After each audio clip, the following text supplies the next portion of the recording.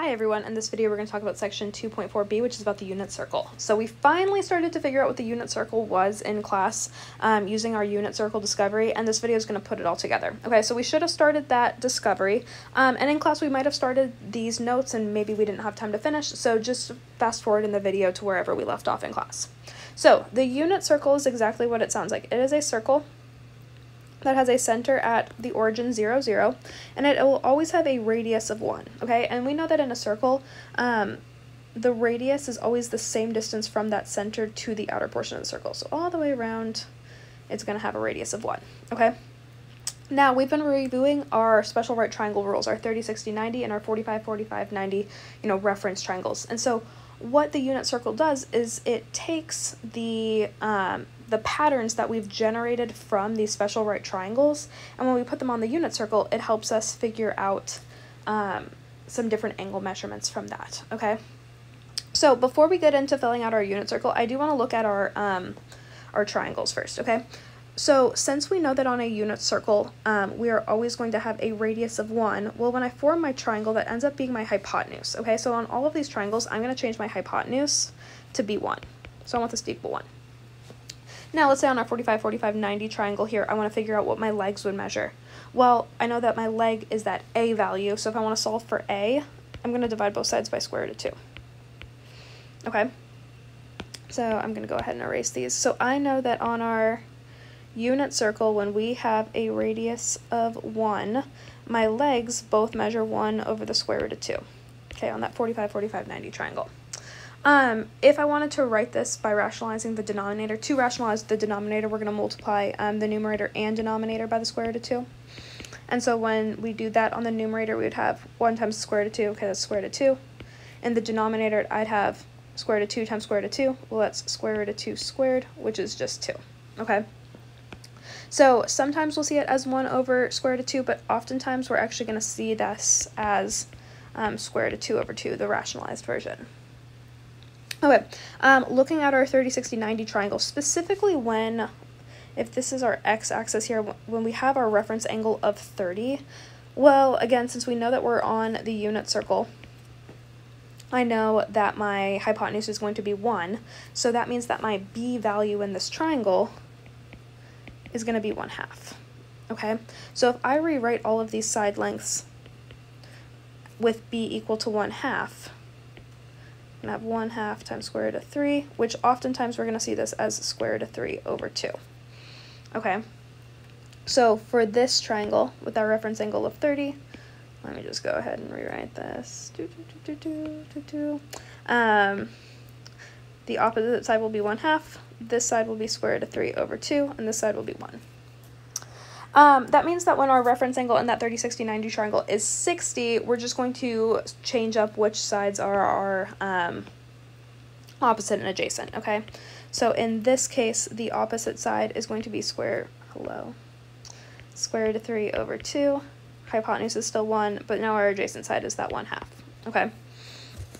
So these values are going to be super important. So what we're going to do is we're going to lay our reference triangles on throughout our unit circle, and we're going to label these points here, okay? And we're going to do this for both radians and degrees. So let's go ahead, turn over a page, let's start to do just that, okay? So this is kind of what our blank unit circle is going to look like. So let's start in by filling in these little ovals here, and these are going to represent our degrees, okay? Well, like we've mentioned before, whenever we are whenever we're measuring angles on our coordinate plane, remember that we always start from the x-axis, and typically we go around counterclockwise. Now, we can go around clockwise, but remember we have to turn those angle measurements negative, okay? So what we're going to do in this case is we're just going to move around counterclockwise. So starting here, I know that this is 0 degrees, okay? I know that this angle here is going to be 90 degrees. Here, I'm going to have 180 degrees. Then down here, I'm going to have 270 degrees. And then when I get back to where we started, well, we started at 0 degrees, but when we went all the way around, it became 360 degrees. So that position kind of represents two angles, both the 0 degrees and the 360 degrees. Okay, filling in maybe some of these in-between ones, okay? So I see that my unit circle is kind of broken up. Within each quadrant, it's broken up into, with like 3 different lines, okay? So if I'm looking at this middle one here, this is representing halfway between 0 and 90, and so that's going to give me 45 degrees, okay? Likewise, halfway between 90 and 180 is going to be 135, right, because you add 45 to it. Halfway between 180 and 270 is going to be 225. And then halfway between 270 and 360, I believe, is 315. Okay. Now, going around, I see that from here, my, I've split up even more. So what we've really actually done, and I'm just going to look at maybe the first top half of my circle here, is I've really split each part into thirds, okay? So it's like I had, well, no, okay, I don't want to say thirds. Let's say sixths, okay? So it's like I had 1, 6, 2, 3. My circle wasn't very good, but we're just going to pretend, okay? So we kind of have this portion here, and that 45 degree line that we had was right in between these first parts here. Okay, so I know that if I'm just looking just at maybe this first quadrant of stuff, let's label what these angles are here. Well, if I know that this is 0 and this is 90, okay, and I've split this into thirds, that means that each of those is going to go up by 30. So I'm going to have 30 degrees here. I'm going to have 60 degrees here. Okay, and then now I'm just counting by increments of 30 degrees. So 90 plus 30 is going to be 120. 120 plus 30 is going to be 150. See, 180 plus 30 is 210. Have to be like really careful, a lot of pressure. Let's see, the next one's going to be 240, then 270, so we're good to go there. This one's going to be 300 degrees, and then 330 degrees, and then we're up to 360. Okay, so within the unit circle, we both count by measures of 30 degrees, but then we're also counting by measures of 45, okay? So we're kind of looking at both. And I know that there's other ways that we can measure. Technically, yeah, we can measure by like 20 degrees and things, but this is typically what we're looking at because we're really focusing on these 30, 60, 90, and 45, 45, 90 triangles, the special right triangles, okay? All right, we're doing good. Next up, let's go ahead and look at these by radians, okay? So in the inner circle, we're looking at degrees and by radians. So that's what's going to go in the rectangles. So first, going here, this is going to be 0 radians. Let's just kind of do the quadrantal angles. Here I'm going to have, well, before I do that, I know that halfway around the circle is pi, and then a full 360 degree spin is 2 pi. So again, just like how we had like 0 degrees and 360 degrees, over here we're going to have that 0 and that 2 pi. Now I know that halfway around the circle is pi, so that means that halfway in between 0 and pi is going to be pi over 2. And then halfway between pi and 2 pi is going to be 3 pi over 2. Okay. Now, let's kind of look at some other parts, okay? So first of all, let's look at those like 45 and 135, those increments of 45. I know here that 45 was halfway between 90 and 0, okay? So for the radian version of 45 degrees, I want halfway between 0 and pi over 2. Well, it's going to be pi over 4, right? Half of pi over 2. Now, I know what you're thinking, well, don't we know some sort of formula that we can just plug these into and convert? Yes, but I want you to really think about parts of the circle, like fractions of the circle, okay, especially when we're talking about radians here. Okay, yes, we know that formula, but let's think fractions. Okay, so if we're going around and measuring, you know, these halfway marks, those 45 degree measurements, let's just add pi over 4, okay? So adding pi over 4 to pi over 2 is going to give me 3 pi over 4, okay? That would mean my pi would be 4 pi over 4, which just reduces to pi. The 225 is going to be 5 pi over 4. 6 pi over 4 does reduce down to 3 pi over 2, so we're good to go there. 6 pi over 4, this is 7 pi over 4.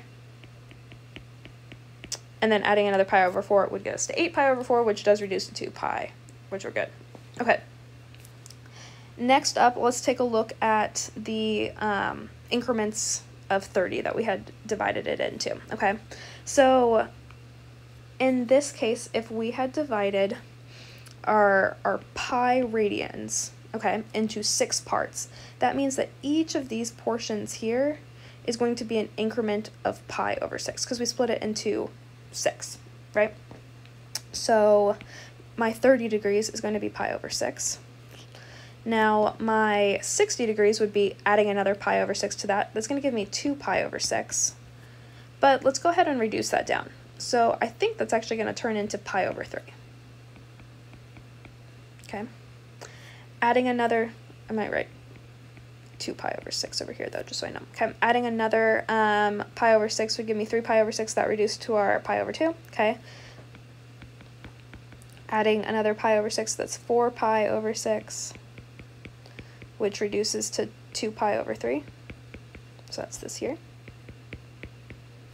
And then adding another pi over 6, so we're going to have 5 pi over 6, and then we would get 6 pi over 6, which gets us to pi. Okay, adding another pi over 6 to that is going to get us to 7 pi over 6. Adding another one to that is going to give us 8 pi over 6, which reduces down to 4 pi over 3. That's this here. Okay, adding another pi over 6, so that's going to give us 9 pi over 6. That reduces to 3 pi over 2. Okay, this is going to be 10 pi over 6, which reduces down to, divide by 2, 5 pi over 3. Okay, adding another pi over 6 is going to give us 11 pi over 6. That doesn't reduce, so 11 pi over 6. Okay, so we have all of our radians in here. And I'm going to clean this up just a little bit.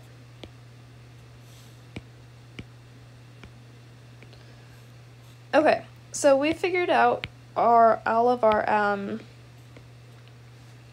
radian and degree measures for our unit circle. The next thing that we are going to do now is we are going to determine the coordinate points of where this would lie. So remember, like, we're thinking coordinate plane. Here's our point 0, 0. Well, where are all the points around it?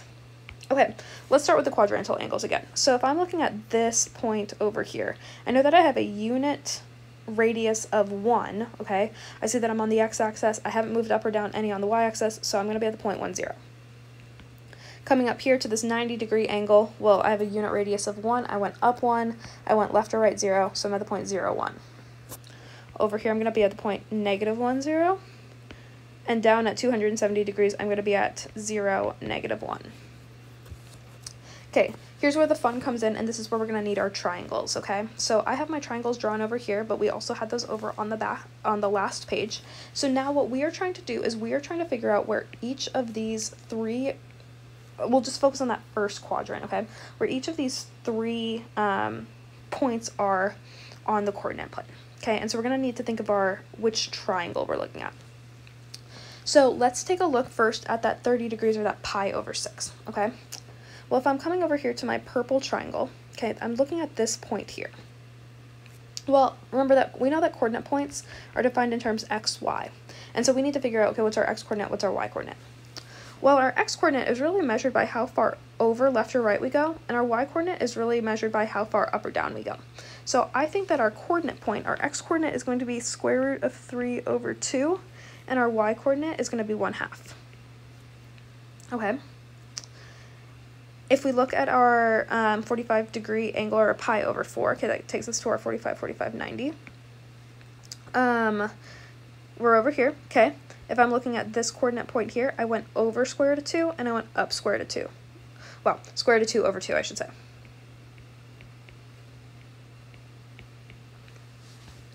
Okay, looking at our 60-degree angle, so this triangle here, it looks like I went over, have an x-coordinate of 1/2, and I have a y-coordinate of square root of 3 over 2.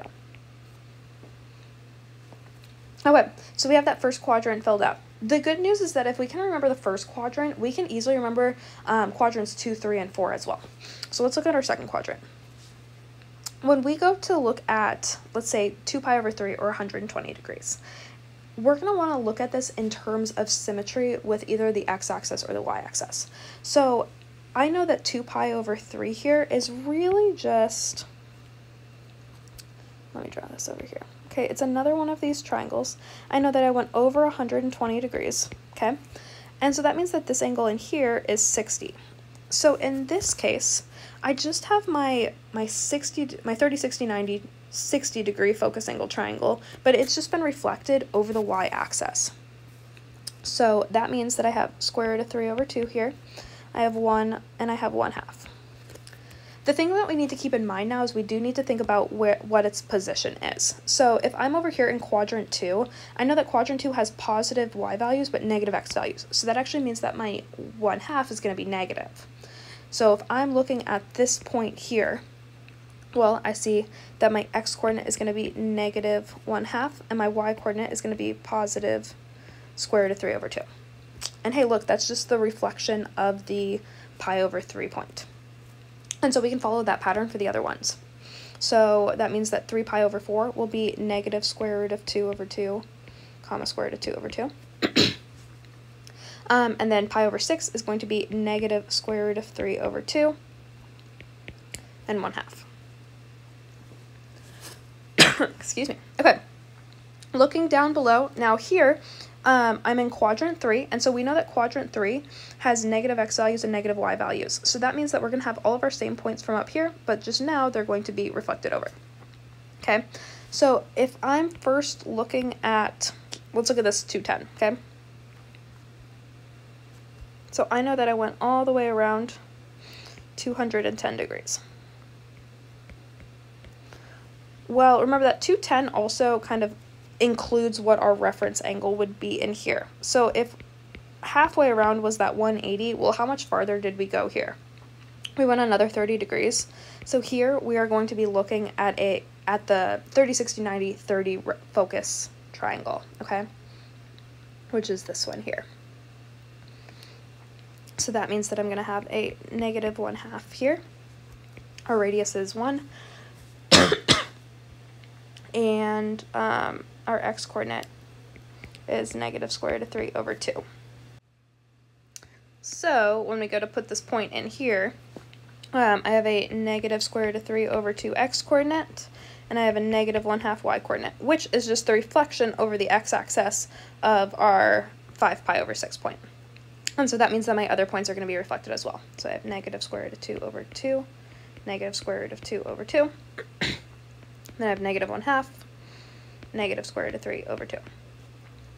Okay? Hopefully you're starting to see a pattern. It is pattern and it is cyclical, okay? So coming over to our fourth quadrant here, I know that that's just going to take our points from our quadrant 1 and reflect them over the x-axis, which means that our y-coordinates are going to change side. So my 11 pi over 6, we'll just go to that one next, okay? It's going to have a positive square root of 3 over 2 point, but a negative 1/2 y-coordinate. I'm going to have square root of 2 over 2, negative square root of 2 over 2. And then I'm going to have a 1/2 negative square root of 3 over 2. And so there we have it. There is our unit circle. Okay. So here's our unit circle. This is going to be something that we want to have, for the most part, memorized. And now I'm not saying that you need to remember each point 100%, but we'll want to get to a point where we can easily derive all of this and be able to pull it out. Because we're going to be doing a lot of evaluation with this, and you're going to want to know these values and which goes with which.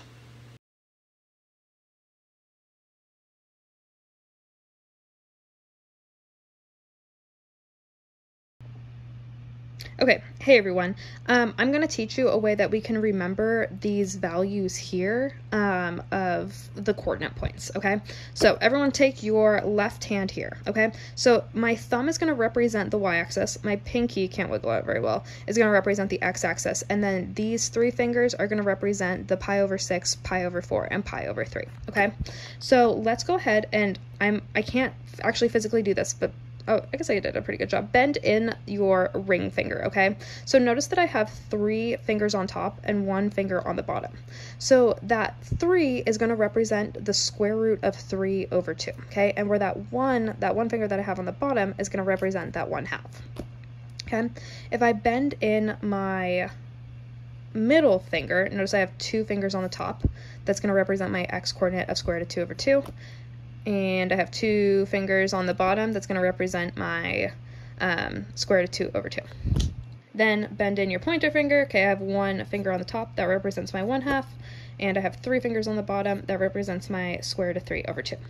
So when you're looking at this and you bend in a finger, the number that you have on top represents your x-coordinate. So like here I have 1 finger on the top. That's going to represent that 1/2. When you have that 3, you're going to have to remember that's really talking about your y-coordinate, and really it's a square root of 3, but it at least kind of helps you remember which one's which. So the numbers on the top represent the x-coordinate, the numbers on the bottom represent the y-coordinate. So hopefully that helps you remember your, at least your first quadrant points, but then just remember that they reflect as they go into other quadrants. So I'll see y'all later.